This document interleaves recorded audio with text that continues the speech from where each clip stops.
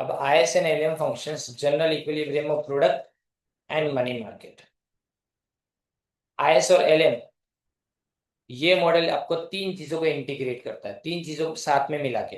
तीसरा unit first page, money interest और income एक जनरल इक्विलिब्रियम मॉडल के अंदर, बराबर। और उसको model of product in money markets in the Higgs tension one diagrammatic framework, जिसको अपने ISLM मॉडल बोलते हैं।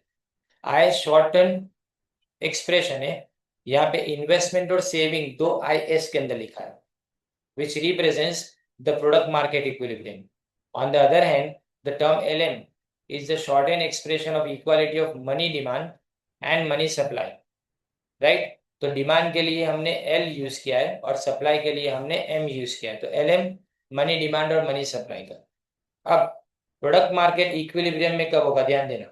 प्रोडक्ट मार्केट इक्विलिब्रियम में तब होगा जब S is equal to F of Y, यानी मतलब सेविंग डायरेक्ट फंक्शन कब किसका है, लेवल ऑफ इनकम। यानी सेविंग किस पे डिपेंड करेगा, आपकी इनकम के ऊपर। जितना तुम सेविंग्स, इनकम ज्यादा उतने सेविंग्स तुम ज्यादा करोगे, बराबर। और दूसरी बात, investment is a decreasing function of interest rate, मतलब इंटरेस्ट रेट बढ़ेगा तो इन्वेस्टमेंट कम होगा। ये दो चीजों के ऊपर आपको S इज इक्वल टू आई करना है। अब the IS schedule reflects the equilibrium of the product market, यानी यहाँ पे सिर्फ प्रोडक्ट मार्केट का इक्विलिब्रियम हमको समझना है। It shows the combination of interest rate and income levels where saving investment equality takes place so that the product market of the economy is in equilibrium. It is known as real sector equilibrium, क्योंकि product है ना, इसलिए real sector. जहां product आएगी वहां real sector है, बराबर। अब कैसे डिराइव करोगे, ध्यान देना। देखो बाजू में डायग्राम देखे बराबर से, पैनल ए जो लिखा है उसके अंदर सेविंग का कौन सा इंक्रीज हो रहा है, सेविंग का तुम्हारा इंक्रीज हो रहा है, बराबर। इसमें Y1 Y2 और Y3 तीन तुमको I1 I2 और I3 दिए। याद रखो जितना रेट ऑफ इंटरेस्ट कम है ना, इन्वेस्टमेंट I3 यानी ज्यादा है। उसके बाद में 5 के ऊपर आप देख सकते हो I2 नीचे आया, यानी मतलब इंटरेस्ट रेट कम हुआ तो I2, इंटरेस्ट रेट बढ़ा तो I2 नीचे आया, और इंटरेस्ट रेट और अगर बढ़ेगा तो I1 और नीचे आया। मतलब याद रखना, मैक्सिमम इंटरेस्ट रेट जहाँ पे है वहां पे इन्वेस्टमेंट सबसे लोएस्ट है, यानी ये दोनों इनवर्स है। लेकिन उसके सामने आप नीचे देखो, यहाँ पे क्या लिखा गया है, देखो कि यहाँ रेट ऑफ इंटरेस्ट आपको बताया गया जो ऊपर से नीचे अपने एक्सटेंड करना है। 6 के ऊपर तुम्हारी 100 इनकम है, उसके बाद में 5 के ऊपर तुम्हारी 200 इनकम और 4 के ऊपर तुम्हारा 300 इनकम है, राइट। तो इन दोनों को अपने क्लब करना है, साथ में मिला देना है। तो तुमको क्या मिलेगा, ये तुमको एक मॉडल मिलेगा पूरा, जिसको IS का बोलेंगे अपने, राइट। अब देखें, investment on the other and depends on the rate of interest in the level of income. Given a level of interest rate, the level of investment rises with the level of income.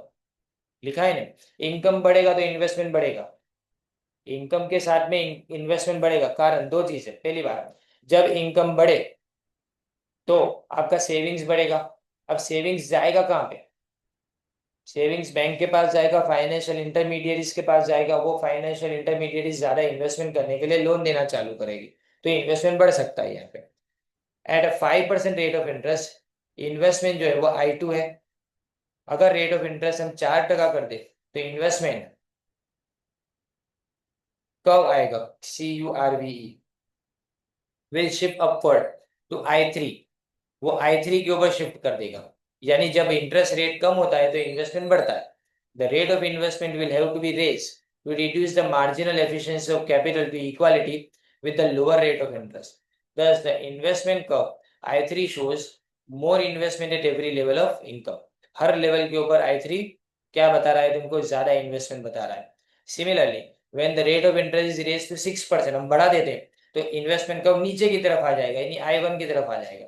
The reduction in the rate of investment is essential to raise the marginal efficiency of capital to equal the higher interest rate. अब interest rate जब ज्यादा होता है तो तुम्हारी marginal efficiency of capital कम हो जाती है। एग्जांपल समझाओ कि मैं अगर मार्केट में से 15% में पैसे उठा रहा हूँ, उसमें मेरा, अगर मैं अपने बिजनेस में इन्वेस्ट करता हूँ तो मेरा रिटर्न है 20%।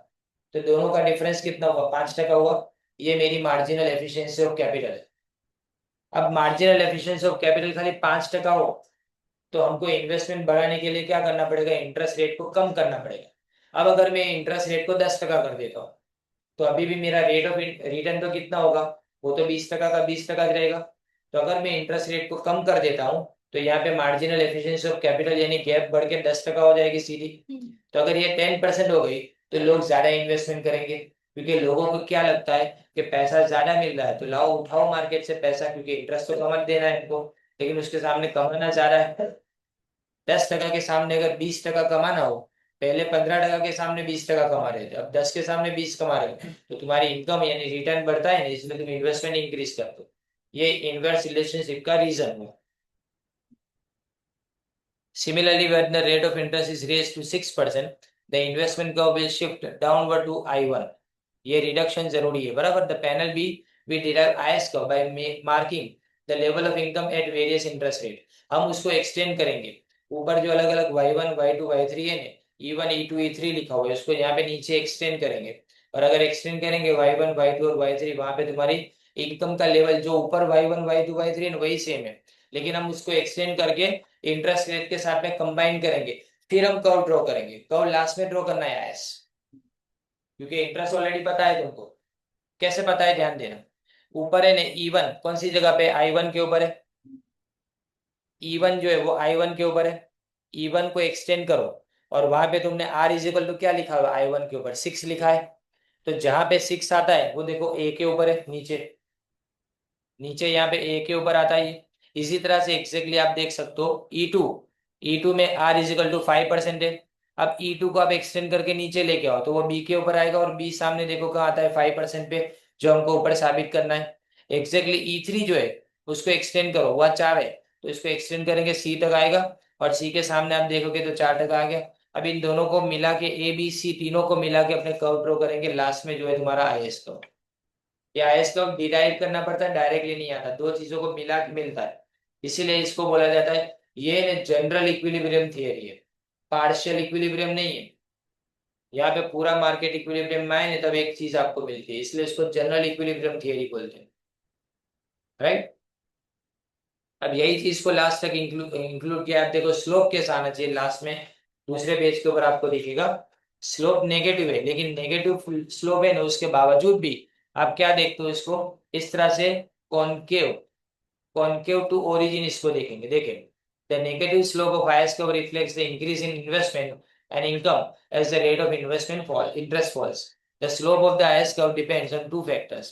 फर्स्ट, सेंसिटिवनेस यानी elasticity of investment and saving to changes in the interest rate, and second on the size of the multiplier.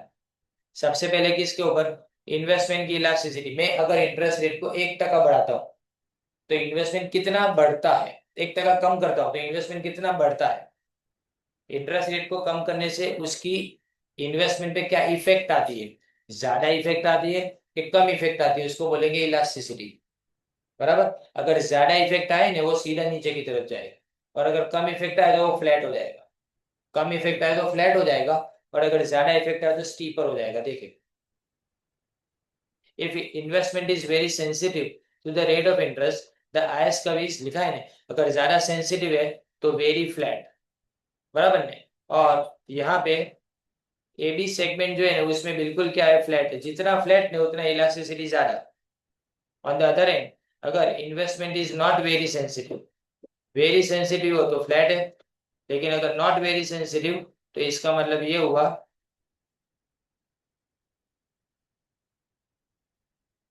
कि ये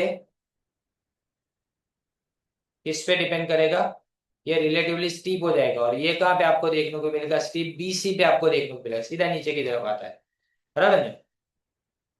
अब any further fall in interest rate will lead to no change in income because the IS curve is vertical in that range. फिर सीधा vertical सीधा हो जाएगा, IS curve सीधा ऊपर से नीचे आता है, यानी C के बाद में बिल्कुल नीचे आता है, इसलिए वहां पे ये इंटरेस्ट इन इलास्टिक हो गया। अब इंटरेस्ट इसका कुछ नहीं बिगाड़ पाएगा। इंटरेस्ट इन इलास्टिक का मतलब इंटरेस्ट के चेंज करने से अब इनकम में कोई चेंज नहीं आएगा, बराबर। यानी कितना इंटरेस्ट गिराओगे फिर उसके बाद में कुछ नहीं होगा। Thus the shape of IS curve also depends upon the size of multiplier। Multiplier effect जो अपने सेकंड यूनिट में देखा था, if the size of multiplier is large the larger is the effect on income, यानी multiplier ज्यादा है तो effect income के ऊपर ज्यादा होगी। अवर राइज इन से investment and fall in saving, thus income is more sensitive to changes in the interest rate in the IS curve is flatter। और IS curve क्या है, बिल्कुल फ्लैटर, जितना ज्यादा सेंसिटिव हो उतना फ्लैट मिलेगा, यानी मोर इलास्टिक तो फ्लैटर IS curve और लेस इलास्टिक तो स्टीपर IS curve, इतना याद रखना है। अब shift in IS curve, a reduction in saving caused by increased consumption wealth or anticipation of shortages shifts the IS function to the right। क्या लिखा है, reduction in saving, saving reduce होगा तो IS राइट साइड के ऊपर shift करेगा। और ऐसा लगे ना किसी को कंजम्पशन बढ़ जाए तो सेविंग्स कम हो जाता है, लोग वेल्थ बढ़ाते हैं, यानी मकान खरीद लिया तो सेविंग्स कम हो गया क्योंकि मकान में पैसा ब्लॉक हो गया ना तुम्हारा। मकान में पैसा तुम्हारे लिए भले इन्वेस्टमेंट है लेकिन बाजार के लिए नहीं है, क्योंकि वो पैसा घूमता नहीं, एक जगह ब्लॉक हो गया। गोल्ड खरीद लिया तो तुमने वेल्थ खरीदी पर वो पैसा ब्लॉक हो गया। पैसा कब काम लगेगा, जब तुम पैसा किसी को इन्वेस्ट करने के लिए देते हो, नहीं बैंक या तो फाइनेंशियल इंटरमीडिएट्स को, तभी वो पैसा इन्वेस्टमेंट की तरह से काम लगेगा, क्योंकि वो पैसा आगे बढ़ना चाहिए। तुमने कोई चीज को खरीद लिया और इसको बाद में बेचेंगे ऐसा सोच के तुमने उसको खरीद लिया है, तो फिर वहां पे तुम्हारा पैसा ब्लॉक हो गया, सर्कुलेशन में से पैसा निकल गया। यानी जमीन खरीदना तुम्हारे लिए भले इन्वेस्टमेंट है, इकोनॉमी के लिए नहीं है। तो यहाँ पे IS फंक्शन कहाँ पे राइट साइड पे शिफ्ट करेगा, लोग अगर सेविंग्स को कम करेंगे तो। The IS function also shift right due to increase investment. अभी राइट कब, जब इन्वेस्टमेंट बढ़ जाए, गवर्नमेंट ज्यादा खर्चा चालू करे और उसके बाद में टैक्स जो है ना वो टैक्स पॉलिसी चेंज हो जाए, तो इन सब के अंदर IS फंक्शन राइट साइड के ऊपर शिफ्ट करेगा, equal to the decrease in supply of savings times the multiplier और the increase in the investment times the multiplier. ये मत लिखना। With the increase in the autonomous investment, autonomous का मतलब, autonomous investment का मतलब क्या होता है, ये इन्वेस्टमेंट तुमको करना पड़े। इंड्यूस इन्वेस्टमेंट यानी कोई फोर्स कर रहा है, ऑटोनोमस यानी ये तुमको करना पड़ता है। एक एग्जांपल, मशीन लेना पड़ेगा प्रोडक्शन बढ़ाना हो तो, बराबर नहीं, ये तुम्हारा ऑटोनोमस इन्वेस्टमेंट हो गया। द IS का shift from IS to IS1 आएगा, IS1 to IS2, IS1 to IS2।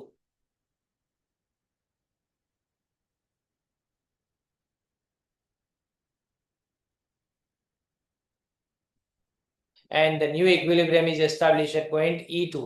और नया इक्विलिब्रियम तुम्हारा E2 के ऊपर आएगा, जो हायर इनकम लेवल पे आएगा, यानी आपको इनकम ज्यादा लानी पड़ेगी उसके लिए। इन अपोजिट केस जब इन्वेस्टमेंट फॉल हो जाता है तो IS फंक्शन लेफ्ट साइड पे शिफ्ट करेगा, लेकिन उसको अपने यहाँ पे एक्सप्लेन करना नहीं है। ये क्या था तुम्हारा, ये तुम्हारा प्रोडक्ट मार्केट इक्विलिब्रियम था। अब अपने करेंगे मनी मार्केट इक्विलिब्रियम, जिसमें आएगा LM का। IS गया, अब मनी मार्केट में, मनी मार्केट का मतलब मनी के लिए दो चीज ध्यान में रखनी, demand of money and supply of money. Demand for money and supply of money. जब demand and supply of money यानी इक्वल लिखा है ना ऊपर पहली लाइन में, L अपने किसके लिए यूज करते हैं, डिमांड फॉर मनी के लिए, और M अपने यूज करते हैं सप्लाई ऑफ मनी के लिए। The money market is in equilibrium जब L और M दोनों इक्वल हो जाए। अब L का मतलब दो, LT और LS। T यानी ट्रांजेक्शन मोटिव, ट्रांजेक्शन के लिए अगर आप पैसा डिमांड करते हो रोज का खर्चा करने के लिए, वो LT है। और वो किसके ऊपर डिपेंड करता है, तुम्हारी इनकम के ऊपर, जितनी इनकम बढ़ेगी ट्रांजेक्शन भी बढ़ेंगे तुम्हारे। LS is speculative demand for money which is decreasing function of the rate of interest, यानी LS is equal to FR। thus in money market equilibrium M is equal to LT Y plus LSR, यानी ये दोनों पे depend करता है। अब देखो दोनों के फंडामेंटल अलग अलग है। अगर मैं ट्रांजेक्शन की बात करूं तो वो डिपेंड करता है इनकम के ऊपर, लेकिन अगर मैं स्पेकुलेशन की बात करूं तो वो रेट ऑफ इंटरेस्ट पे डिपेंड करता है। तो दोनों के फंडामेंटल अलग अलग। सोचो ये दोनों के फंडामेंटल ऊपर वाले से कनेक्ट होते हैं। ऊपर जो तुमने IS मॉडल देखा था उसके अंदर सेविंग्स किस पे डिपेंड करता है, इनकम के ऊपर, और इन्वेस्टमेंट किस पे डिपेंड करता है, रेट ऑफ इंटरेस्ट के ऊपर। तो मतलब दोनों के फंडामेंटल मैच हुए ना। ऊपर प्रोडक्ट मार्केट के अंदर क्या था, सेविंग्स था जो इनकम पे डिपेंड करता है, यहाँ पे ट्रांजेक्शन किस पे डिपेंड कर रहा है, इनकम पे, यानी दोनों सेम हो गए, दोनों के फंडामेंटल सेम हो गए। और इसी तरह से ऊपर आपने देखा कि इन्वेस्टमेंट किस पे डिपेंड करता था, रेट ऑफ इंटरेस्ट के ऊपर। यहाँ पे तुम्हारा जो स्पेकुलेशन मोटिव है वो किस पे डिपेंड करता है, रेट ऑफ इंटरेस्ट पे। तो ये दोनों के फंडामेंटल सेम हो गए। अब डिराइविंग द एलएम कर्व, अब एलएम कर्व आएगा कैसे, तो देखें ये कॉम्बिनेशन बताता है इंटरेस्ट रेट और लेवल ऑफ इनकम। ऊपर भी वही है, ऊपर भी आपने देखो नीचे वाला पार्ट बी था, उसके अंदर क्या देखा था, पार्ट बी के अंदर एक्स एक्सिस के ऊपर तुमने लेवल ऑफ इनकम देखा था और वाई के ऊपर रेट ऑफ इंटरेस्ट। यहाँ पे भी आपको वही देखना है, देखो यहाँ पे भी इसका डिराइवेशन ऐसे ही करना है। of income at which the demand for and supply of money are equal. In other words, ये आपको अलग अलग इंटरेस्ट रेट और लेवल ऑफ इनकम्स बताएंगे जहां पे डिमांड और मनी सप्लाई दोनों इक्वल हो जाएगी, जिससे मनी मार्केट इक्विलिब्रियम में आएगा। इसीलिए जब एलएमआईएस को बता दें तो कंप्लीट इक्विलिब्रियम यानी जनरल इक्विलिब्रियम मिलता है। अकेला प्रोडक्ट मार्केट इक्विलिब्रियम जो ऊपर सीखा वो क्या था, पार्शियल खाली प्रोडक्ट। यहाँ पे मनी मार्केट तो ये भी पार्शियल, दोनों को मिला तो जनरल इक्विलिब्रियम मिले। इसमें Keynesian formulation of liquidity preference schedules in the demand schedule of supply of money वही काम लगेगा। देखो पीछे आपने देखा L1 L2 और L3, ये इतनी चीजें दी है। L1 Y1 बोलो, L2 Y2 बोलो या L3 Y3, इसको अपने क्या बोलेंगे, लिक्विडिटी प्रेफरेंस कर्व, यानी मैं अपने पास कितनी कैश रखना चाहता हूँ। याद रखो जितना रेट ऑफ इंटरेस्ट, यहाँ पे देखो रेट ऑफ इंटरेस्ट लिखा है, जितना ज्यादा है ना उतना देखो सप्लाई ऑफ मनी बढ़ती जा रही है। एम देखो एम सप्लाई ऑफ मनी है, याद sorry supply of money constant रहती है, डिमांड फॉर मनी बढ़ती जा रही है। सप्लाई ऑफ मनी हमेशा कांस्टेंट, इसलिए याद रखो एम सीधी एकल लाइन है, दो तीन लाइन नहीं है। क्योंकि सप्लाई कौन करता है, सरकार। सप्लाई ऑफ मनी आरबीआई करती है, रिजर्व बैंक ऑफ इंडिया करती है, उस पर तुम्हारा कंट्रोल नहीं, लेकिन डिमांड कौन करता है, अपने लोग, लोग प्रजा। तो ये जो प्रजा डिमांड करती है ना, वो प्रजा की डिमांड ऊपर नीचे होती रहेगी, इसको लिक्विडिटी प्रेफरेंस बोला जाएगा। अब ध्यान देना इसमें, एट डिफरेंट लेवल्स, यानी ₹100 करोड़, 200 करोड़, 300 करोड़ अलग अलग लिखा है, बराबर। अब इसमें these curves together with the perfectly elastic money supply curve MQ, एक परफेक्टली इलास्टिक है ये, बिल्कुल आपको याद रखना, इन इलास्टिक है। परफेक्टली इलास्टिक मतलब चेंज नहीं होगा, बिल्कुल न फटका, सप्लाई को बिल्कुल चेंज नहीं होगा, वो अपनी जगह से नहीं हिलेगा। उसका मतलब क्या कि ये स्टेबल रहता है। अब दोनों को अपने चेक करें तो आपको एलएम कर्व मिलेगा। The LM curve consist of a series of points. हम देखें आपने क्या किया, यहाँ पे सप्लाई को LM एक ज रखा, बराबर, वो Y3 के ऊपर है, वहां पे रहे, वो तुम्हारे ऊपर जाएगा ना ऊपर, तो वो वहां पे तुम स्टॉप हो जाओगे, उससे आगे सीधा ऊपर जाएगा। तुम आगे आगे इसको है ना अपने देखो के बाद एस कैसा मुड़ा है, इस तरह से मूवमेंट नहीं कर पाओगे, सीधा स्ट्रेट हो जाएगा। टी और LM के बीच में देखो, जहाँ TLM लिखा है बिल्कुल स्ट्रेट लाइन हो गया, क्योंकि एक लेवल के बाद में ये बिल्कुल स्ट्रेट हो जाएगा। आगे भी आपने देखा था कि एक लेवल के बाद में बिल्कुल नीचे नीचे आ जाएगा वो। The LM curve consist of a series of points. तो कौन कौन से पॉइंट इसके अंदर है, देखो इसके अंदर तुम्हारे पास K, S और T तीन अलग अलग पॉइंट है। ये किसके सामने आए, अलग अलग इंटरेस्ट रेट के सामने आए, और K को सामने से आए हुए पॉइंट को मैं इंटरेस्ट रेट के साथ में मैच करता हूँ और नीचे इनकम लेवल के साथ में मैच करता हूँ, तो मुझे एक पॉइंट मिलता है वो K। इसी तरह से R2 और Y2 को मैच करता हूँ तो S पॉइंट मिलता है। इसी तरह से R3 और Y3 को मैच करता हूँ तो T पॉइंट मिलता है। अब ये तीनों तीन पॉइंट को अगर मैं एक साथ में ऐड करूंगा और कर्व बनाऊंगा तो मुझे LM कर्व मिल जाएगा, बराबर है। यानी पहला डायग्राम सिर्फ ऐसे ही ड्रॉ करना है, दूसरे डायग्राम को डिराइव करना है अपने, यानी लाना है उसको घास। देखो ये OM लिखा है ना, OM वो डिमांड एंड सप्लाई दोनों है यहाँ पे, जहाँ OM लिखा है वो डिमांड एंड सप्लाई दोनों है। तो अपने इनकम तो है ही नहीं यहाँ पे, जबकि हमके रिलेशन किसके बीच में होना चाहिए, सिर्फ दो के बीच में, इनकम और रेट ऑफ इंटरेस्ट के बीच में। अपने को रिलेशन दोनों के बीच में चाहिए, क्योंकि ऊपर वाले डायग्राम में भी तुम आयस को में देखोगे तो दो के बीच में रिलेशनशिप आई है, एक इनकम है नीचे और ऊपर क्या है तुम्हारा रेट ऑफ इंटरेस्ट है। तो यहाँ पे भी सेम ऐसी आपको चाहिए। अब दोनों यहाँ पे अपने क्या तुम्हारे पास दोनों आ गए। अब slope slope of LM curve कैसा आएगा, देखो जिसके बाद में ये अपवर्ड है, और हमेशा हम याद रखते हैं कि जहां पे भी सप्लाई चीज आती है हमेशा सप्लाई नीचे से ऊपर जाती है, जहां डिमांड आती है वो ऊपर से नीचे आती है, बराबर ना। Slope upward from left to right because given the supply of money, an increase in the level of income increases the demand for money. जब भी इनकम बढ़ेगी तो लोगों की डिमांड फॉर मनी इंक्रीज होती जाएगी, which leads to high rate of interest. इससे होगा क्या कि इंटरेस्ट रेट बढ़ता जाएगा। This in turn reduces the demand for money and thus keeps the demand for money equal to the supply of money. यहाँ पे demand for money, interest rate बढ़ेगा तो वापस नीचे आएगा, तो जब नीचे आया तो वापस क्या हो जाएगा, उसको सप्लाई के साथ में अपने मैच कर पाएंगे. The smaller the responsiveness of the demand for money to income and the larger the responsiveness of the demand for money to the rate of interest, the flatter will be the LM curve. This means that a given change in income has a smaller effect on the interest rate. यानी अगर थोड़ा सा भी change करो तो इसकी effect interest rate के ऊपर बहुत कम होगी. This is shown in panel B of figure 4 as a portion from T above on the LM curve. In this case, a large change in the interest rate is accompanied by almost no change in the level of income to maintain money market equilibrium. If the demand for money is very sensitive to the rate of interest, LM अगर बहुत ज्यादा sensitive होता तो बिल्कुल horizontal हो जाता, straight line हो जाता वो, राइट. लेकिन एकदम सेंसिटिव नहीं होता, कभी कभी वो चेंज होता है, इसलिए वो नीचे से ऊपर की तरफ जाता है. शिफ्ट के बाद में जनरल इक्विलिब्रियम है. आपको ये शिफ्ट वाला जो है वो देखो, शिफ्ट इन एलएम को मैं आपको डायरेक्ट समझाता हूँ. शिफ्ट E1 से E2 की तरफ, लेकिन नीचे की तरफ आएगा. इसमें भी इनकम का लेवल आपको बढ़ाना है और रेट ऑफ इंटरेस्ट यहाँ कम होगा. यहाँ रेट ऑफ इंटरेस्ट कम होगा, देखो बराबर है. रेट ऑफ इंटरेस्ट कम हो रहा है क्योंकि ये नेगेटिव स्लोप वाला कर्व है, वो पॉजिटिव था, ये नेगेटिव स्लोप वाला कर्व. अरे नहीं, इसमें गलत बोला मैंने. हाँ ये बराबर है. ये देखो, इसके अंदर क्या है, आपने ये देखा कि रेट ऑफ इंटरेस्ट कम हुआ तो ये इनकम बढ़ती है. तो यहाँ पे ने उन्होंने क्या किया, शिफ्ट तो किया, लेकिन कौन सी साइड पे किया, LM1 को LM2 की साइड पे अपने जब शिफ्ट किया तो राइट साइड के ऊपर हुआ. उसमें भी राइट साइड शिफ्ट है, यहाँ पे भी राइट साइड शिफ्ट है. लेकिन ये राइट साइड शिफ्ट क्यों इसलिए होती है, तो ऊपर लिखा हुआ है देखो यहाँ पे, the LM function shift to the right with the increase in money supply given the demand for money. अब मनी सप्लाई क्यों इंक्रीज होगी, सबसे पहली बात, अगर सरकार डेफिसिट फाइनेंसिंग करे तो मनी सप्लाई इंक्रीज होगी, राइट. सरकार नई करेंसी नोट प्रिंट करना चालू करे तो मनी सप्लाई इंक्रीज होगी, पर अब मार्केट में पैसा तभी आएगा. Central bank expansionary money policy, यानी मतलब जब डिप्रेशन में से इकोनॉमी को बाहर निकालने की जब बात करे सेंट्रल बैंक, तब यहाँ पे इस तरह की सिचुएशन आती है, लोगों के पास पैसा बढ़ता है. अब जब पैसा बढ़ेगा तो ट्रांजेक्शन और स्पेकुलेशन दोनों पर्पस के लिए लोग ज्यादा क्या करेंगे, पैसा जितना सप्लाई वो बढ़ेगा एंड इससे शिफ्ट होगा राइट साइड के ऊपर.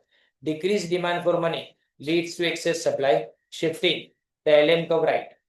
अगर डिमांड कम हो जाएगी पैसे की तो सप्लाई बढ़ेगी. कारण, डिमांड क्यों कम हो जाएगी, मंदी का माहौल है, तो पैसे मार्केट में है ही नहीं, डिमांड नहीं है पैसे की, बराबर. लोग ट्रांजेक्शन करना नहीं चाहते तो डिमांड कम हो गई ना,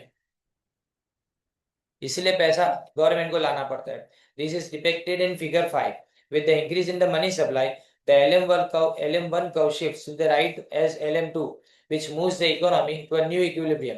तो तुम्हारा इक्विलिब्रियम पॉइंट पूरा चेंज होगा E2 के ऊपर, बराबर. This increase the increase in the money supply brings down the interest rate to R2. तो यहाँ पे इंटरेस्ट रेट तुम्हारा R1 से R2 के ऊपर आ गया. और यहाँ पे this in turn increases investment thereby raising the level of income to Y2. इसलिए इनकम यहाँ पे इंक्रीज होगी, कौन सी जगह पे, Y2 की जगह पे. इनवर्सली अगर मनी सप्लाई डिक्रीज हो जाए तो लेफ्ट साइड के ऊपर शिफ्ट करेगा, यानी ऊपर की तरफ शिफ्ट करेगा और तुम्हारी इनकम लेवल कम हो जाएगी और इंटरेस्ट रेट बढ़ जाएगा. अब यह है तुम्हारा जनरल इक्विलिब्रियम. ये बहुत शॉर्ट में आपको समझ जाना है. देखो ये इसके अंदर आपको शिफ्ट नहीं देखना है, पीछे वाला शिफ्ट है ना वो अपने सिलेबस में नहीं है. General equilibrium of product and money market, दोनों को एक दूसरे के ऊपर तुमने रख देना है. दो डायग्राम तुम्हारे पास है, एक आयस कब आया और एक एलएम. दोनों में तुमने इंटरेस्ट रेट और नीचे इनकम लिखी है. दोनों के बेस फंडामेंटल सेम हो गए. अब ये दोनों कौन सी जगह पे आते हैं, ई पॉइंट के ऊपर आते हैं. तो E is the equilibrium point. अब समझो कि मैंने रेट ऑफ इंटरेस्ट को बढ़ा के R1 कर दिया, तो यहाँ गैप है LM और IS दोनों के बीच में, B और D की गैप है, बराबर नहीं. इसका मतलब तुम इन्वेस्टमेंट बिल्कुल कम है, उसके सामने क्या है, इन्वेस्टमेंट को बढ़ाने के लिए मुझे क्या करना पड़े, रेट ऑफ इंटरेस्ट को कम करना पड़े. तो अगर IS कर्व के ऊपर नीचे लाना है तो मुझे रेट ऑफ इंटरेस्ट को R1 से R के ऊपर लाना पड़ेगा. इसी तरह से LM में देखो यहाँ पे D है, यानी इसका मतलब यहाँ पे लिक्विडिटी ज्यादा है मार्केट में, तो इसलिए इसको कम करने के लिए क्या करेंगे, रेट ऑफ इंटरेस्ट को कम करेंगे.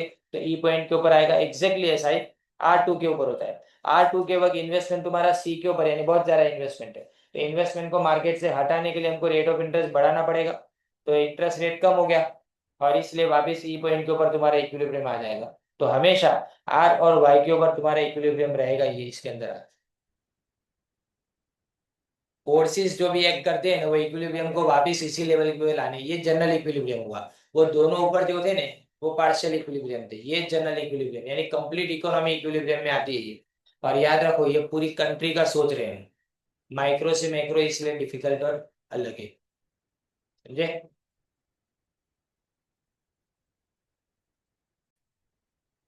इसमें अपने ने अभी पोस्ट फिनिश थर्ड यूनिट में दूसरा point, post Phoenician model of economic equilibrium. अब केन्स ने ध्यान देना, केन्स ने equilibrium analysis of product market and money market को आइसोलेशन में स्टडी किया, has been made in isolation. This is known as sectoral या तो पार्शियल इक्विलिब्रियम एनालिसिस, इसको अपने इनकम्प्लीट बोलेंगे। इसने जब वो प्रोडक्ट मार्केट इक्विलिब्रियम को एनालाइज करता है तो इसने ये बताया कि there is no change in money market, there is no change in money market, और अगर होता भी है तो it does not affect the product market equilibrium. पहली बात ध्यान से सुनो कि केन्स का जो मॉडल है उसमें पहले प्रोडक्ट मार्केट को अलग से लिखा जो कल हमने देखा, फिर उसके बाद में मनी मार्केट को अलग से देखा। अब दोनों को आइसोलेशन में स्टडी किया, अलग अलग स्टडी किया। उसने ये बताया कि जब हम प्रोडक्ट मार्केट में इक्विलिब्रियम लाना चाहते हैं तो मनी मार्केट में कोई चेंज नहीं होगा, और अगर होगा भी तो इससे ज्यादा इफेक्ट नहीं आएगी। इसी तरह से जब मनी मार्केट इक्विलिब्रियम को एनालाइज करेंगे तो प्रोडक्ट मार्केट में कोई भी तरह का चेंज नहीं आएगा, और अगर होगा भी तो इसकी ज्यादा मनी मार्केट के ऊपर इक्विलिब्रियम में इफेक्ट नहीं पड़ेगी। बट इन रियलिटी ऐसा होता नहीं, ये दोनों चीजें एक दूसरे के साथ में इंटरलिंक्ड है, कनेक्टेड है। The two most important variable that interlink the working of these two sectors, उसमें इन्वेस्टमेंट और इंटरेस्ट रेट आता है। अब जो आई यानी इन्वेस्टमेंट है वो प्रोडक्ट मार्केट वेरिएबल है, ये आपको लेवल ऑफ आउटपुट यानी आपकी रियल इनकम पता चलती है इससे। जो आई यानी स्मॉल आई है वो मनी मार्केट वेरिएबल है, तो ये आपको डिमांड फॉर मनी और सप्लाई ऑफ मनी डिसाइड करके देता है। It needs to be emphasize that unless both product and money market, ये दोनों एक साथ में इक्विलिब्रियम में आए तब तक आप जनरल इक्विलिब्रियम एस्टैब्लिश नहीं कर सकते। कल हमने देखा था, हमने प्रोडक्ट मार्केट अलग से देख लिया, इसमें आईएस मॉडल देखा, फिर एलएम मॉडल देखा, दोनों को अलग अलग स्टडी करने के बाद दोनों को एक साथ में रखा हमने। यहाँ पे इसने मना किया कि इस तरह से नहीं, पोस्ट केनेशन मॉडल में ऐसा नहीं होता, हम दोनों को एक साथ में स्टडी करते हैं, इसलिए जो आगे के पेज पे चार चार डायग्राम है ना, वो चार डायग्राम इसी के लिए। अब हिक्स ने डेवलप किया 1937 के अंदर आईएसएलएम मॉडल। ये मॉडल कंबाइन करता है इक्विलिब्रियम कंडीशन प्रोडक्ट मार्केट की भी और मनी मार्केट की भी to get the general equilibrium. In this ISLM model Hicks ने दो अलग अलग कर्व को डिराइव किया। डिराइव करना मतलब वो किसी तरह से उसको प्रोड्यूस करता है, कैसा, एक आईएस और दूसरा एक एलएम कर्व है। The IS curve represent the product market, IS curve में प्रोडक्ट मार्केट है और एलएम मनी मार्केट, ये याद रखना। अब आईएस कर्व, आपको लगेगा ये क्वेश्चन काफी डिफिकल्ट है, लेकिन अगर ये पूछा जाए ना तो ये क्वेश्चन में एक इंसान भी ने एक लाइन भी मिस आउट नहीं करेगा, इतना सिंपल है ये क्वेश्चन। देखो, the IS curve is a curve which shows a relationship between the rate of interest and national income when product market is in equilibrium। यानी आईएस कर्व क्या बताएगा कि प्रोडक्ट मार्केट इक्विलिब्रियम कब achieve होता है, यानी S is equal to I, जो कल देखा था वही।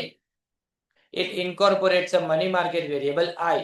अब इसने क्या किया, इसने मनी मार्केट से एक एलिमेंट को उधार लिया, कौन सा वाला, इन्वेस्टमेंट को, into income determination model of product market by using investment function. देखो क्या लिखा है, y इज इक्वल टू, यानी इनकम दो चीजों पे डिपेंड करती है, एक तुम्हारा कंजम्पशन, इनकम दो हिस्सों में बट जाती है, डिपेंड नहीं करती, दो हिस्सों में बट जाती है।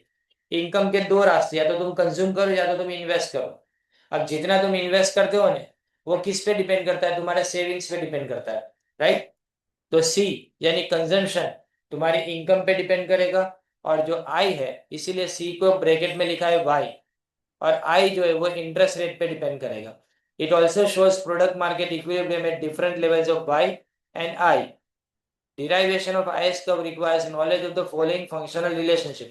सबसे पहली बात, जो इन्वेस्टमेंट है वो इंटरेस्ट रेट के ऊपर डिपेंड करता है, मतलब वो इंटरेस्ट इलास्टिक है। देखो यहाँ लिखा है, सबसे पहले रिलेशनशिप हमको किसके बीच में एस्टैब्लिश करनी है? इंटरेस्ट और इन्वेस्टमेंट के बीच में।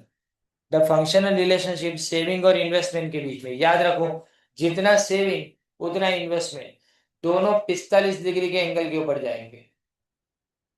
और उसके बाद में the functional relationship between saving and income. Saving का मतलब क्या? टोटल इनकम में से तुम कंजम्पशन को माइनस कर दो तो सेविंग्स मिल जाएगा। यानी यहाँ लिखा है कि y माइनस सी वाई, जब जिसका मतलब कि जो सी है वो किस पे डिपेंड करता है? टोटल इनकम पे, इसलिए y ब्रैकेट में लिखा हुआ है। The product market is in equilibrium जब s इज इक्वल टू आई होता है। अब देखो आई तो आई इंटरेस्ट रेट के ऊपर डिपेंड करता है, और जब s की बात करें तो हम क्या लिखेंगे? y माइनस सी वाई लिखेंगे। तो हम यहाँ पे इक्विलिब्रियम मार्केट की कंडीशन यहाँ पे बोल सकते हैं, जहाँ s है वहां पे y माइनस सी वाई लिखे, जहाँ i लिखा है वहां पे i ब्रैकेट में i लिखे, स्मॉल i। बराबर। अब यहाँ पे 4 अलग अलग क्वाड्रेंट है तुम्हारे पास। क्वाड्रेंट यानी 1/4 जो हिस्सा बोलते हैं उसको, 25% हिस्सा। इसमें आप सीधे डायग्राम को देखो, आपका फोकस सिर्फ डायग्राम के ऊपर होना चाहिए। बराबर। अब डायग्राम में आपने देखा कि एक्स एक्सिस के ऊपर पहला वाला डायग्राम क्यू ए लिखा हुआ है, वहां देख, हाथ से लिखा हुआ है।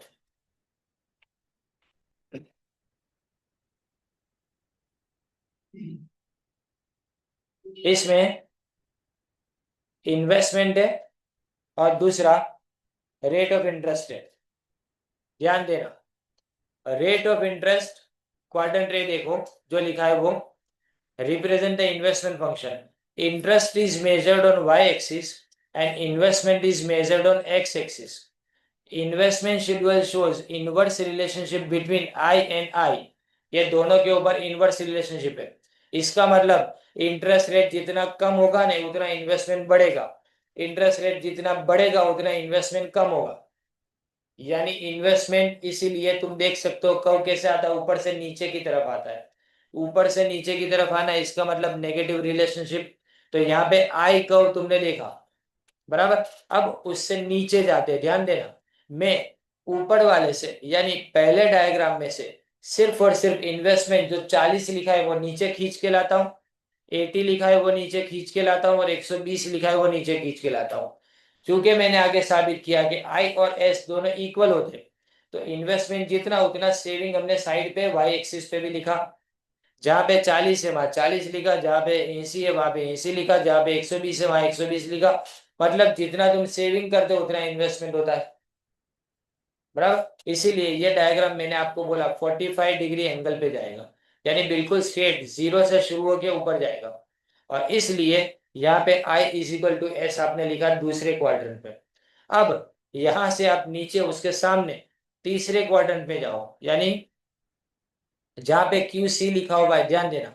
अब मैं यहाँ पे दूसरे क्वाड्रेंट से क्या ले रहा हूं? यहां से, यानी जहां पे एस लिखा हुआ है 120 80 और 40 वाई एक्सिस पे, वो पूरा वाई एक्सिस में सामने खींच रहा हूं। यहाँ पे वाई एक्सिस को मैं सामने खींच रहा हूँ। वाई एक्सिस में जहाँ सेविंग्स लिखा है, सेकंड डायग्राम की बात कर रहा हूँ, सेकंड डायग्राम में जो सेविंग्स लिखा है वही सेम सेविंग्स आपको तीसरे डायग्राम में देखने को मिलेगा। जो सेकंड में है वही आपको तीसरे डायग्राम में देखने को मिलेगा। तो 40 80 180 लिखा हुआ है, तो वही वहां पे 120 लिखा हुआ है। तो आप देखो, आप यहाँ पे एक्स एक्सिस को चेंज करोगे तीसरे, तीसरा यानी ये वाला नीचे, बराबर है। इसमें आप क्या चेंज करोगे? इनकम। अब इनकम नहीं आएगी, कितना? 100 180 और 260। अब ये इनकम का एक हिस्सा को क्या है? सेविंग्स। अब इनकम में से क्या माइनस करते तो सेविंग्स मिलेगा? कंजम्पशन माइनस करेंगे तो सेविंग्स मिलेगा, इसलिए साइड पे लिखा हुआ है कि S is equal to Y minus C Y. बराबर ने? तो अब याद रखना कि जितनी इनकम ज्यादा उतना सेविंग ज्यादा, लॉजिकल बात है ये, कि जितने पैसे ज्यादा कमाएंगे उतना ज्यादा बचत भी करेंगे अपने। पर ये डायग्राम में यानी I is equal to S, वो सीधा 45 डिग्री पे जाता है। ये 45 डिग्री पे नहीं जाएगा, ये 45 डिग्री पे नहीं जाएगा, ये आपको 45 डिग्री पे नहीं ड्रॉ करना है, ये थोड़ा आपको नीचे स्लांट, नीचे की तरफ झुकता हुआ आपको ड्रॉ करना है। इसके बाद अब आगे देखो चौथा डायग्राम जो सबसे इंपॉर्टेंट है। अब चौथे डायग्राम में तुमने एक्स एक्सिस तीसरे डायग्राम का लिया और वाई एक्सिस पहले डायग्राम का लिया। देखो यहाँ नीचे तीसरे में 100, 180 और 260 दिख रहा है, वही तुमने ऊपर खींचा है, बराबर। और यहाँ पहले डायग्राम में 2468 दिख रहा है, वही तुमने वाई एक्सिस पे यहाँ पे खींचा है। तो अब ये डिराइवेशन आया, यानी इसको बोलते हैं कि हमने यहाँ पे ये एक पॉसिबिलिटी डिराइव की, यानी तुम्हारा आई एस कब अब आया, आई एस कब अब तुम्हारा आया। इसमें याद क्या रखना है कि आपको समझना है कि ये इनकम और इंटरेस्ट दोनों इनवर्सली रिलेटेड है, इनकम और इंटरेस्ट दोनों इनवर्सली रिलेटेड है। हमने ये डिराइव किया, इसीलिए इसका डायग्राम कैसे जाएगा, नीचे की तरफ जाएगा। जे के एल ये तीन जो है वो अलग अलग इंटरेस्ट रेट के ऊपर तुम्हारी इनकम के लेवल है। तो ये तुम्हारा फाइनल कब आ गया, आईएस कब। ये पहला कब आया, आईएस कब, जिसके अंदर तुमने दो चीजों को साथ में इंटीग्रेट किया। प्रोडक्ट मार्केट के अंदर तुमने मनी मार्केट को इसके अंदर इंटीग्रेट किया। अब जो एलएम कब अपने देखेंगे, उसके बाद दूसरे चार है। एलएम कव में देखो पीछे, राइट। अब ये जो दूसरे चार है, उस एलएम कव के अंदर हम मनी मार्केट में प्रोडक्ट मार्केट को इंटीग्रेट करेंगे। उसमें क्या किया, प्रोडक्ट में मनी मार्केट को इंटीग्रेट किया, यहाँ पे हम मनी मार्केट में प्रोडक्ट मार्केट को इंटीग्रेट करेंगे। तो देख सकते हैं इसमें एलएम कव, तो एलएम कव इज अ कव which shows the relationship between interest rate and national income. वही है, वेरिएबल तो वही है। ऊपर भी आईएस में क्या है, इंटरेस्ट रेट और इनकम, यहाँ पे भी वही है, इंटरेस्ट रेट और इनकम। लेकिन ये आएगा कैसे, ये मनी मार्केट के वेरिएबल को यूज करके आएगा, ऊपर वाला प्रोडक्ट मार्केट वेरिएबल को यूज करके आया। और यहाँ पे इन्होंने ये बताया कि जब मनी मार्केट इक्विलिब्रियम में होता है तब एलएम कब आता है, जो M S is equal to M D, यानी सप्लाई ऑफ मनी और डिमांड ऑफ मनी दोनों इक्वल हो जाने चाहिए। It incorporates a product market variable I. अब प्रोडक्ट मार्केट में से इंटरेस्ट रेट तुमने लाया वो मनी मार्केट मॉडल के अंदर, और it can be derived on the basis of money market equilibrium condition. Money market equilibrium की सिर्फ और सिर्फ एक सिंगल कंडीशन है, M S is equal to M D, जहां पे एम डी यानी डिमांड फॉर मनी दो चीजों पे डिपेंड करती है। सबसे पहली एम टी यानी ट्रांजेक्शन मोटिव, यानी रोज का खर्चा निकालने के लिए जो पैसा अपने डिमांड करते हैं वो एमटी है। और एमएसपी यानी स्पेक्युलेटिव मोटिव, स्पेक्युलेटिव यानी मैं आज मकान खरीद लेता हूँ, फिर उसकी प्राइस बढ़ेगी तो उसको बेचूंगा, मैं मुझे ज्यादा मुनाफा मिलेगा, ये स्पेक्युलेटिव मोटिव हुआ। मैं आज सोना खरीद लेता हूँ, मैं आज शेयर्स खरीद लेता हूँ, जहाँ पे सट्टा खेला जाता है वो स्पेक्युलेटिव मोटिव। तो लोग इसके लिए भी पैसे की डिमांड करते हैं कि हमारे पास पैसा होना चाहिए जिससे हम बाजार में मार्केट में उसको घुमा पाए और इससे ज्यादा एप्रिसिएशन यानी ज्यादा पैसे कमा पाए। तो दो तरीके से यानी दो रीजन से आप डिमांड फॉर मनी करते हो। पहला डिमांड फॉर मनी किसके लिए, ट्रांजेक्शन यानी रोज के खर्चा कराने के लिए, और दूसरा डिमांड किसके लिए, तुम्हारा एमएसपी के लिए। अब एमटी, याद रखो तुम खर्चा ज्यादा करोगे वो किस पे डिपेंड करेगा, तुम्हारी इनकम के ऊपर। इनकम बढ़ेगी तो खर्चा भी बढ़ेगा, पर जितनी इनकम बढ़ेगी उतना खर्चा नहीं बढ़ेगा। अगर मेरी इनकम 100% बढ़ेगी तो मेरा खर्चा 100% नहीं बढ़ेगा, मेरा खर्चा उससे कम बढ़ेगा, क्योंकि इंसान हमेशा साइकोलॉजिकल लॉ ऑफ कंजम्पशन करता है। यानी मतलब इंसान हमेशा साइकोलॉजिकली ये सोचता है कि जितना ज्यादा कमाते उसमें से बचाए, यानी वो बचत करने की हमेशा यानी इंटेंशन हमेशा ऐसा लगता है। तो देखो इसीलिए एम टी इजिकल टू के वाई। और एमएसपी किस पे डिपेंड करता है, आपकी लिक्विडिटी प्रेफरेंस के ऊपर। लेकिन लिक्विडिटी मतलब कैश कितनी आपको होल्ड करनी है। देखो खर्चा हो गया तो बचा हुआ पैसा क्या करेंगे, अपने कोई ना कोई जगह इन्वेस्ट करेंगे। अब वो कोई ना कोई जगह इन्वेस्ट करने से पहले अपने ये भी देखेंगे कि खीसे में भी तो पैसे रहने चाहिए ना रोज। थोड़ा बहुत कोई एक्सीडेंटल खर्चा हो गया तो कहाँ से लाएंगे। तो ये लिक्विडिटी का तुम्हारा प्रेफरेंस इंटरेस्ट रेट के ऊपर डिपेंड करता है। कितनी लिक्विडिटी तुम हाथ पे रखोगे ना, ये इंटरेस्ट रेट के ऊपर डिपेंड करता है। देखिए भूल के पी गया हूं मैं इसको।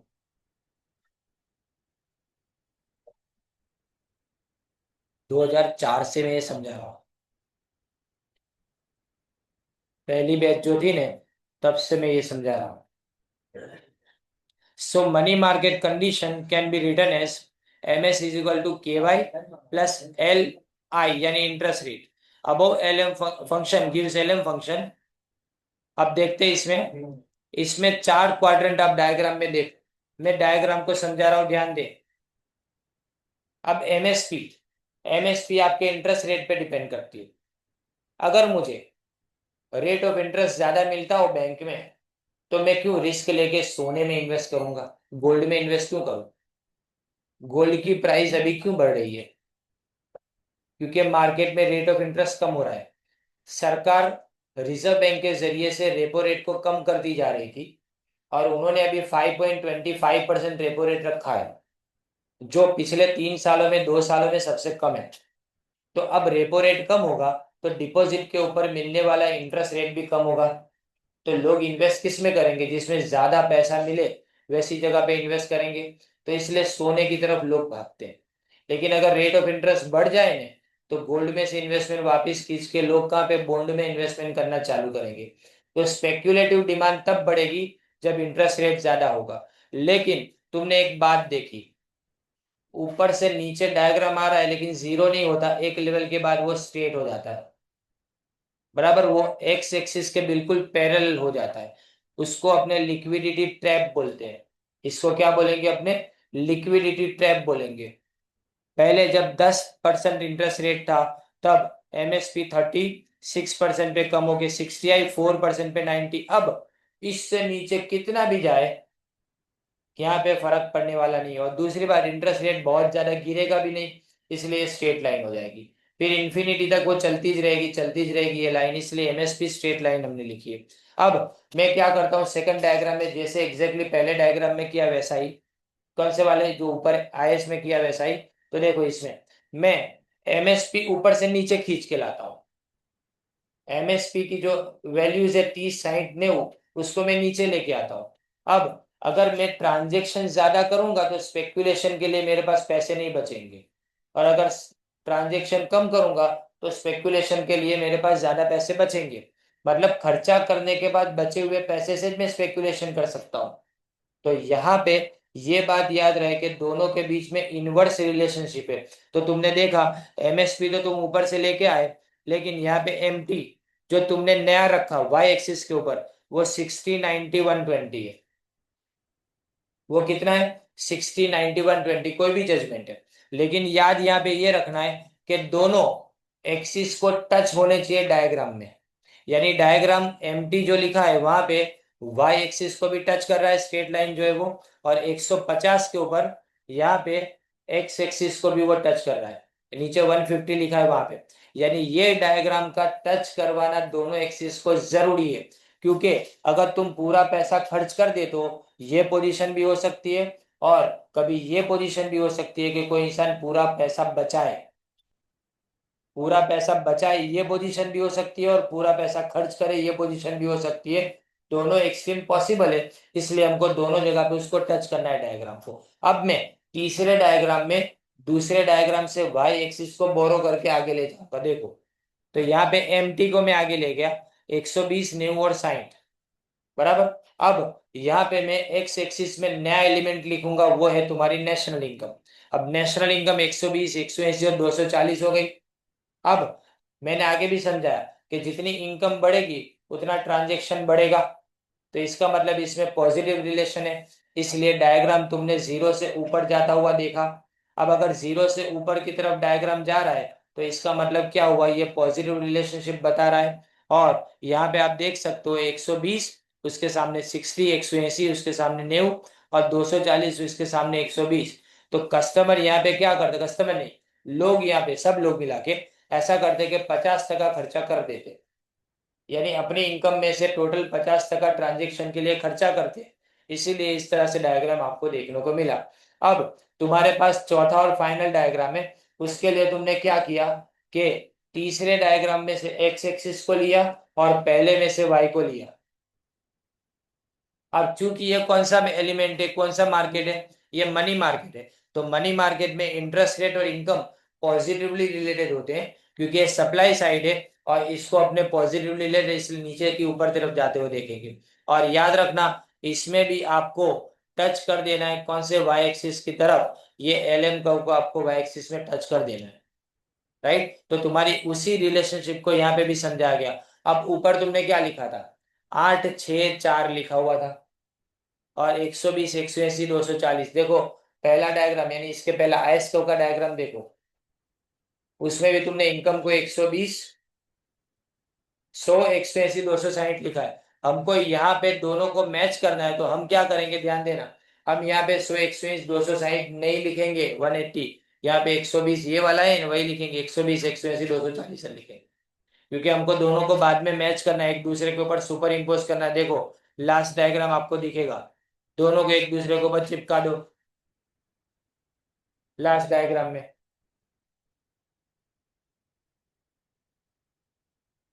IS स्ट्रेट लाइन और LM ऊपर की तरफ जाता हुआ, दोनों ई पॉइंट के ऊपर, और यहाँ पे 6% रेट ऑफ इंटरेस्ट के ऊपर तुम्हारा टोटल इनकम कितना, 180 बिलियन, 180 बिलियन की तुम्हारी इनकम, और उसके वक्त तुम्हारा टोटल इंटरेस्ट रेट कितना होगा, 6% मार्केट में चलता होगा, राइट। ये तुम्हारा इक्विलिब्रियम।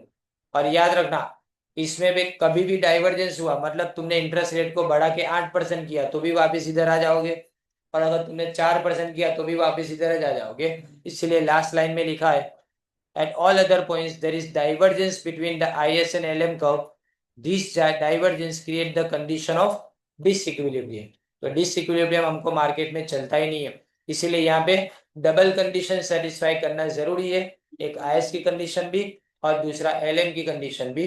इस कंडीशन को सेटिस्फाई करके तुम्हारा जनरल इक्विलिब्रियम यानी पूरी इकोनॉमी तुम्हारी इक्विलिब्रियम में आएगी।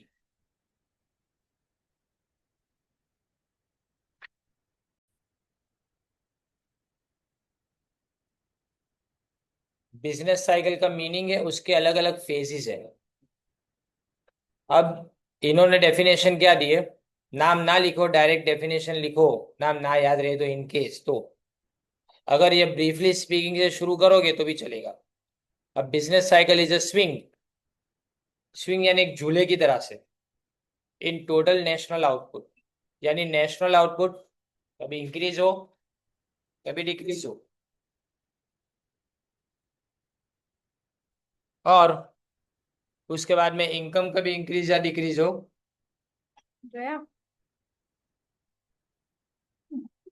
फिर एम्प्लॉयमेंट के अंदर इंक्रीज या डिक्रीज आए,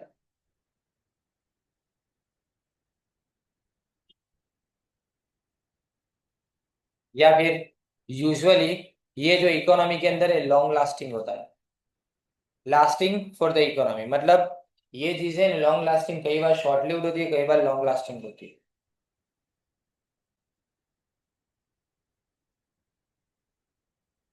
अब briefly speaking, business cycle refers to a period of high growth and prosperity in the economy followed by a period of sharp economic slowdown, यानी पहले प्रॉस्पेरिटी ग्रोथ आएगी, उसके बाद में इकोनॉमी धीमे धीमे डाउन, अभी ये डाउनफॉल जैसा चालू हो जाए, अगर ये वॉर लंबी चलती ना तो पूरी दुनिया रिसेशन में आ जाती, बराबर। During the period of prosperity there is a high growth, ये ब्रीफ, अगर तुम पहले वाला लिखो तो ब्रीफली स्पीकिंग मत लिखना, और अगर तुम ब्रीफली स्पीकिंग वाला लिखो तो पहले वाला मत लिखना। During the period of prosperity there is a high growth rate of national output, national output बहुत फास्ट बढ़ेगा, अबव द पोटेंशियल यानी जितना होना चाहिए उससे भी ज्यादा, और पर कैपिटा इनकम बढ़ेगी, इन्वेस्टमेंट बढ़ेगा, एम्प्लॉयमेंट बढ़ेगा, जिसको क्या बोलेंगे अपने, हाई इन्फ्लेशन रेट, इन्फ्लेशन भी बढ़ता जाएगा इसमें। ऑन द कॉन्ट्ररी, जब डिप्रेशन या तो रिसेशन आएगा तब नेशनल आउटपुट और पर कैपिटा इनकम, इन्वेस्टमेंट और एम्प्लॉयमेंट वो सब एकदम फास्ट डिक्लाइन होंगे। During the depressionary period growth rate national income का नेगेटिव हो जाता है, बिजनेस एक्टिविटी एकदम खत्म यानी नीचे आ जाती है, and the rate of employment तो डिक्लाइन होता है, there is rise in unemployment, लेकिन अनएम्प्लॉयमेंट भी बढ़ता जाता है, प्राइस रेट वो भी कम होता जाता है, इसलिए उसको क्या बोलते हैं, डिफ्लेशन बोलते हैं। और रेगुलर पीरियड, पीरियोडिक रिकरेंस, ये बार बार होता रहता है, इसी को बिजनेस साइकिल बोलते हैं, कभी ग्रोथ आता है कभी रिसेशन आता है। अब बिजनेस साइकिल, इसमें बूम एंड स्लम्प, बूम यानी तेजी और स्लम्प यानी मंदी, are reflected in fluctuations of aggregate economic magnitude such as production, investment, employment, prices, wages and bank credit. सब में देखेंगे, जैसे इसमें प्रोडक्शन चेंज होगा, कई बार इन्वेस्टमेंट बदलेगा, कई बार एम्प्लॉयमेंट, प्राइसेस, वेजेस और बैंक की क्रेडिट। बैंक क्रेडिट का मतलब क्या? बैंक की लोन देने का तरीका। But considering the intermediate stages between prosperity and depression, the various phases of business cycle are listed below in order they appear. पहले एक्सपेंशन लिखा है, फिर पीक, रिसेशन, ट्रफ और उसके बाद में रिकवरी एंड एक्सपेंशन। अब 5 फेजेस में द स्टेडी ग्रोथ लाइन, जो बीच में जो लाइन है ना, वो पोटेंशियल ग्रोथ ऑफ इकोनॉमी, यानी ये बीच वाली लाइन जो स्ट्रेट लाइन, वो स्ट्रेट लाइन होनी चाहिए। इतना इकोनॉमी का पोटेंशियल मतलब यानी संभावना चाहिए। With the increase in national resources and no economic fluctuation, अगर इकोनॉमिक फ्लक्चुएशन नहीं होता ना तो ये लाइन पे सब जाता, अप्स एंड डाउन्स नहीं होते तो द वेरियस फेजेस, उसको अपने लाइन ऑफ साइकिल के ऊपर देखते हो, moves up and down, the line of cycle moving above the steady growth line, यानी जो ग्रोथ लाइन है उससे ऊपर जा रहा है, वो beginning of the period of expansion और प्रॉस्पेरिटी, यानी या तो इसको अपने एक्सपेंशन या तो तेजी बोलेंगे या प्रॉस्पेरिटी बोलेंगे in the economy. The phase of expansion is characterised by increase in output. अब एक्सपेंशन में क्या होता है? एक तो आउटपुट बढ़ता है, एम्प्लॉयमेंट, इन्वेस्टमेंट, एग्रीगेट यानी टोटल डिमांड बढ़ती है, सेल्स बढ़ेगा, प्रॉफिट, बैंक ज्यादा लोन देगी यानी बैंक क्रेडिट बढ़ेगी, होलसेल और रिटेल प्राइस दोनों इंक्रीज होगी, पर कैपिटा इनकम जो है या तो आउटपुट जो है और स्टैंडर्ड ऑफ लिविंग यानी पर कैपिटा इनकम दोनों भी इंक्रीज होंगे। The growth rate eventually slows down, लेकिन अब धीमे धीमे मंदी आएगी उसके अंदर। एक बार वो पीक के ऊपर पहुंच जाता है, उसके बाद में धीमे धीमे नीचे आने लगता है। The peak phase is generally characterized by slackening, slackening यानी मंदी, धीमू पड़ू in the expansion rate. The highest level of prosperity and downward slide in the economic activities from the peak, यानी सबसे ऊपर की प्रॉस्पेरिटी लेवल से नीचे डाउनवर्ड स्लाइड आता है, धीमे धीमे नीचे आने लगता है। The phase of recession begins जब downward slide in the growth rate becomes rapid, अब रिसेशन फास्ट होता है और यहाँ पे आउट और स्टेडी यानी एक नीचे जाया करता है, ऊपर आने की आदत नहीं हो रही है यहाँ पे। यानी मतलब ये है ना कि अभी तक सरकार ने इसमें कोई इफर्ट किया हो या तो ना किया हो, लेकिन फिर भी ये जो रिसेशन है और ज्यादा गहरा होता जाता है। आउटपुट, एम्प्लॉयमेंट, प्राइसेस, ये सब रैपिड डिक्लाइन, एकदम फास्ट डिक्रीज होती है। तो द रियलाइज्ड ग्रोथ रेट में still remain above the steady growth line so long as the actual growth rate exceeds or is equal to the expected steady growth rate, the economy enjoys the period of prosperity high and low। यानी यहाँ पे period of prosperity कैसे मिलेगा? High prosperity, फिर उसके बाद में period दोनों ही देखने को मिला, ऊपर भी गए और नीचे भी आए यहाँ पे। When the growth rate falls below the steady growth rate, अब देखो ये जो तुम्हारा स्टेडी ग्रोथ रेट बीच वाली लाइन है ना, वो लाइन से भी नीचे चला जाए तो उसको अपने ट्रफ बोलेंगे, बिगिनिंग ऑफ डिप्रेशन, ये डिप्रेशन है। क्योंकि जब तक ऊपर है ना तब तक तुम ऑलरेडी तुम्हारे पोटेंशियल मतलब तुम्हारी जितनी लायकात है ना उससे भी ज्यादा कमा रहे हो, लेकिन एक बार वो लाइन को क्रॉस करके नीचे आ गया तो इसका मतलब ये हुआ तुम डिप्रेशन में जा रहे हो। Span of depression spreads over the period of growth rate becomes steady,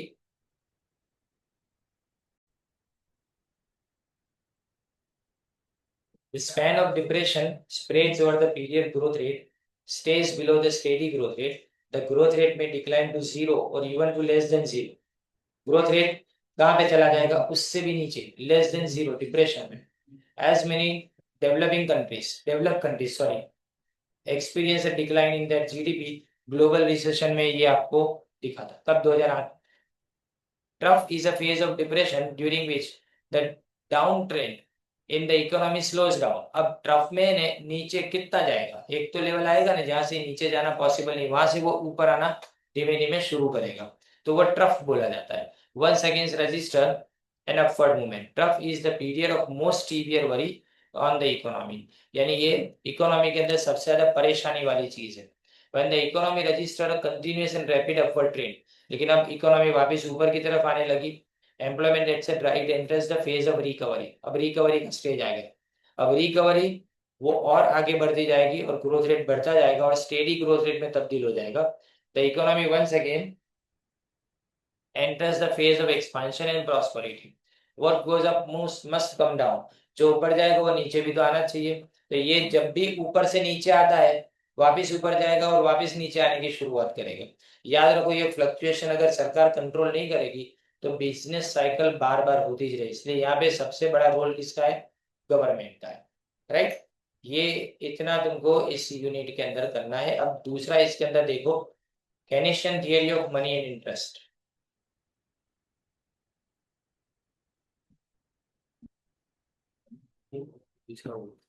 the classical and neo classical views, ये सेकेंड चैप्टर है, बराबर है। इसमें प्री कर्जर यानी फाउंडेशन वगैरह बताया गया है। ये demand for money and supply for money वाला भी है इसके अंदर, पर मैंने इसके अंदर अभी ये नहीं कराऊंगा, इसको मैं अलग करेंगे। देखो ध्यान देना, हम इसके अंदर स्टार्ट करेंगे।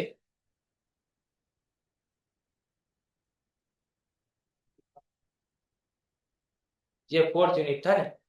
हाँ तो देखो इसके अंदर